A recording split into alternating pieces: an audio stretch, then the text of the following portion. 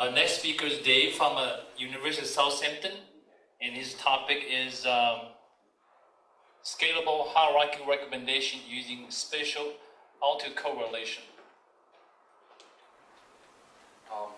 Hi there. As you can see, the topic of discussion is Scalable Hierarchical Recommendations using Spatial Autocorrelation. I'm here representing my colleagues. My name is Debarshi, but it's a long Indian complicated name, so I prefer to be called Dave, and it's also easy for you guys.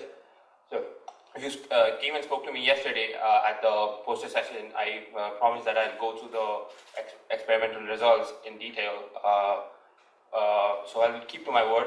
For all of those who weren't there and who didn't speak to me, I'll just give us a brief introduction. The idea of the system that we suggest at the root of the system is a recommendation one, where we use collaborative filtering. Now, more particularly, if you look at it, we are using user-based collaborative filtering. But the problem for all the approaches in recommender system is, I guess, scalability. If you can just skip through one or two of these slides. Yeah, there you go. Scalability. Since we are finding the similarity amongst end users, let me give you an example. Think of Amazon. Amazon has hundreds and millions of users. So we are, in order to find a similarity for n users, the order of the process is something similar to n squared. Now, where n is the number of users. Now, if you want to find some similar users for this, it will obviously lead to a quadratic blow up, because we are not because the resources at hand are not developed enough to handle such a huge process. Now, this is exactly what I'm saying. So, you can suggest we use, instead of a user-based system, or item-based system, but that doesn't necessarily solve the problem at hand, because, like I said, in Amazon, the number of items is also very high. So the problem remains. The common sense would suggest that we decrease n, because, but then since we are using collaborative filtering, we are sort of harnessing the power of the public. So we need to keep n high enough to produce suitable suggestions for the current user.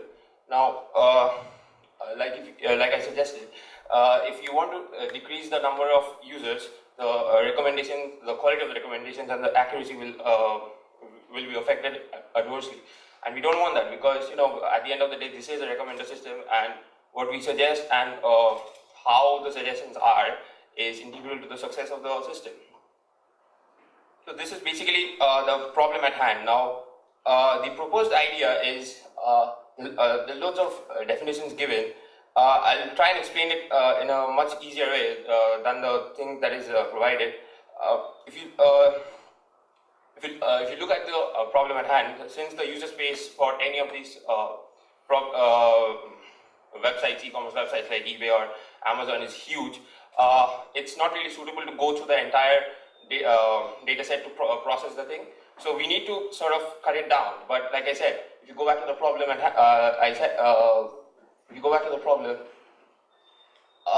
this sort of hampers the quality of the suggestions. So, our suggestion is dividing the entire user space into smaller divisions. By let's call it K. If you see the K number of divisions, what it does is it divides the entire time complexity by a factor of K, which sort of increases the computation time. Now, this will make sense as I go along in the slide, and I'll sort of explain in detail how we define K. The thing that we use for decomposition is a quadtree data structure. Everyone over here knows what a quadtree is. It's like each node of the tree has exactly four children, and it sort of recursively divides the space until maximum capacity is reached. This is basically the representation. We have a big space. We started off with 1, 2, 3, and 4, and we sort of divided into 1.1, 1.2. I've shown the 1.2 bit division into smaller bits, and you can sort of see the. Get this working. You can sort of see the smaller bits there. I'm not sure it's clear or not. So Now, how we divide the quadrant into small, we're not sort of arbitrarily started dividing it. How we divide it is very important. We use something which is called the Gears index. Now, there are two parameters in defining Gears index. One is the similarity, and the other one is locational similarity. Explain what similarity is over here. Now, think of a movie like maybe say Pulp Fiction.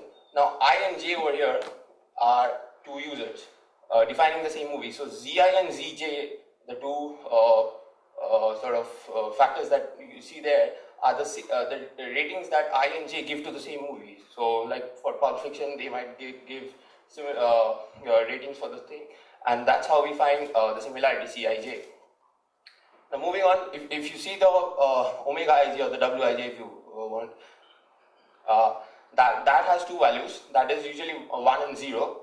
Now, 1 if I and J have the same boundary, and 0 if it doesn't. So, this is how we calculate Gears index, which is C in the equation given. Now, like I suggested, the algorithm basically has two parts. One is the decomposition, and the other one is the online version, which is the recommendation bit. We use collaborative filtering, the user-based collaborative filtering. I'll explain this in further detail, and the experimental results will help my explanation, I guess. Like I suggested, this is the basically graphical representation of the entire algorithm. So, like I suggested, the splitting criteria or the Gears index is basically the correlation that we find. Now, we are using the entire data space and we are splitting into smaller bits, where we're finding the correlation of the entire data set. Now, if you look at the number of users, if the number of users is very high, irrespective of the fact that of whatever value the correlation might be, we start splitting. So this is basically that idea. Now, imagine if the correlation is low and the number of users is low, which is basically what is given in the last row over here. So what we do in this respect is we use a sort of a look back scheme, where we split the region, we find the correlation of the new region, and we sort of go back and compare it with the correlation of the old region that we just split. If the new region's correlation is better than than the previous correlation, we sort of acknowledge the thing and we keep it. Otherwise, we discard it and keep the last data as our final data. If you have any questions at the end, you can let me know. But this is basically the idea of the entire splitting that we did on the data set.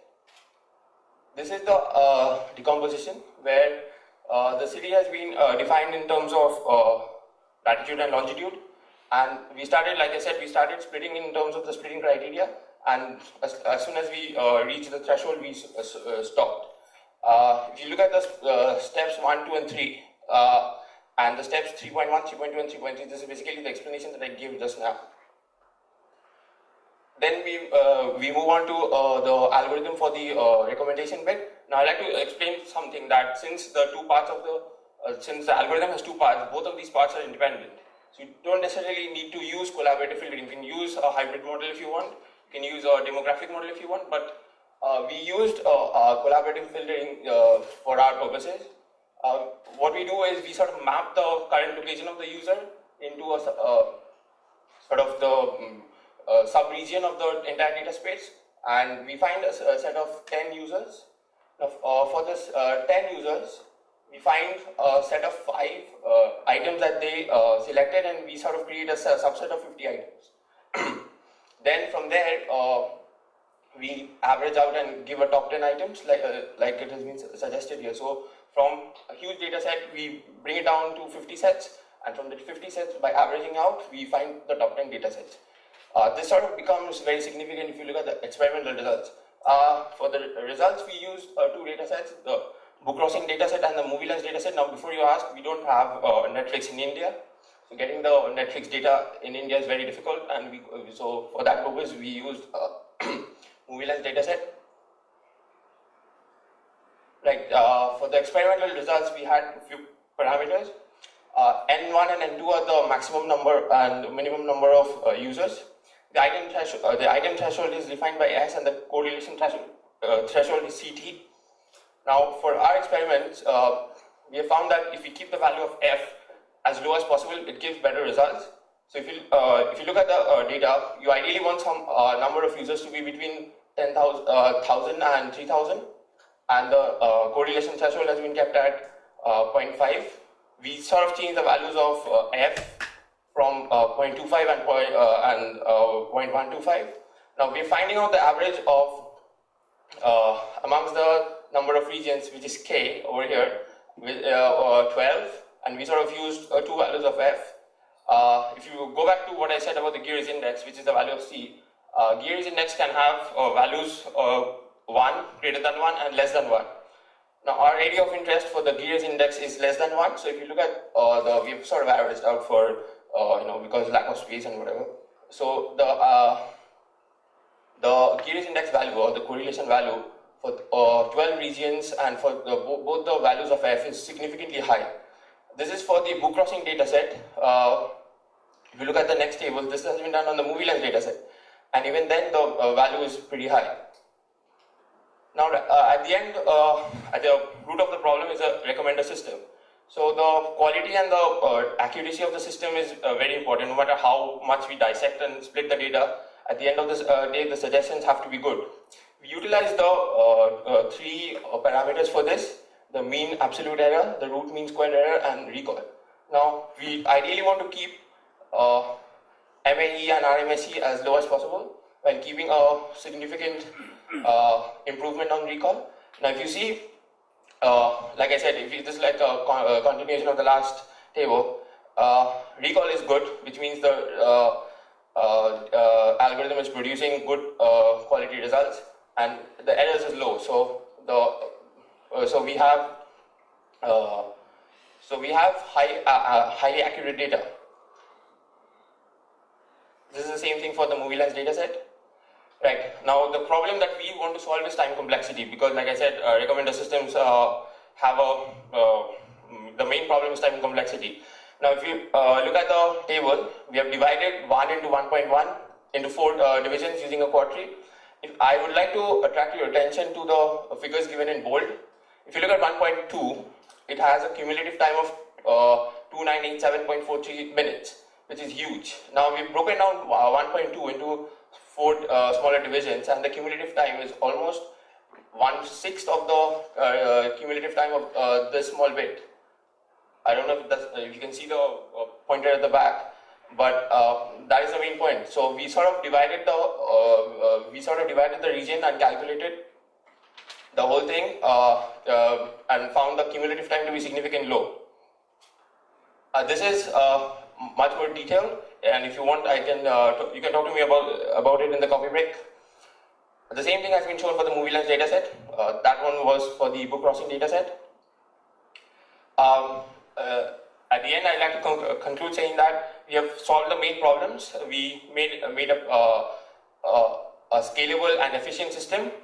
The time complexity has been the computation time has been decreased significantly, but we have not sort of jeopardized the quality and the accuracy of the results. Parallelism also has been maintained, because you can sort of cut out the recommendation bit and replace it with a model of your choices.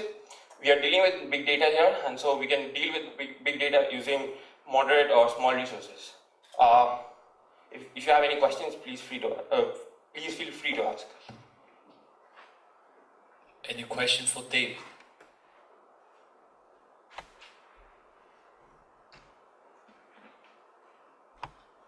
One more question. No? No more question. All right, let's give Dave a hand, please.